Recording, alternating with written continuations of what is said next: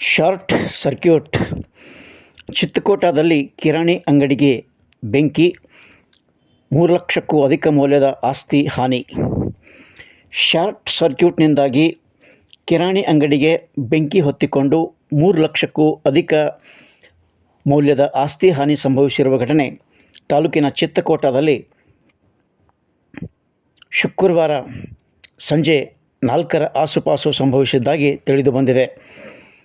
ಹಾನಿಗೀಡಾಗಿರುವ ಅಂಗಡಿ ಸತೀಶ್ ಭೀಮ್ಶಾ ಕೋರಿ ಅವರಿಗೆ ಸೇರಿದೆಂದು ಹೇಳಲಾಗಿದೆ. ಅಂಗಡಿಯಲ್ಲಿ ಅಂದಾಜು 3 ಲಕ್ಷಕ್ಕೂ ಅಧಿಕ ಮೌಲ್ಯದ ವಿವಿಧ ವಸ್ತುಗಳು ಇದ್ದವು. ಬೆಂಕಿಗೆ ಸಂಪೂರ್ಣವಾಗಿ ಆಹುತಿಯಾಗಿವೆ. ಅಗ್ನಿಶಾಮಕ ಸಿಬ್ಬಂದಿಯವರು ಸ್ಥಳಕ್ಕೆ ಭೇಟಿ ನೀಡಿ ನಂದಿಸುವಷ್ಟರಲ್ಲಿ ಅಂಗಡಿಯಲ್ಲಿದ್ದ ಎಲ್ಲ ವಸ್ತುಗಳು ಸುಟ್ಟು ಭಸ್ಮವಾಗಿದ್ದವು. ಆ ಹಿನ್ನೆಲೆಯಲ್ಲಿ ಆ ಅಂಗಡಿಯನ್ನೇ ಅವಲಂಬಿಸಿ ಜೀವನ ನಡೆಸುತ್ತಿದ್ದ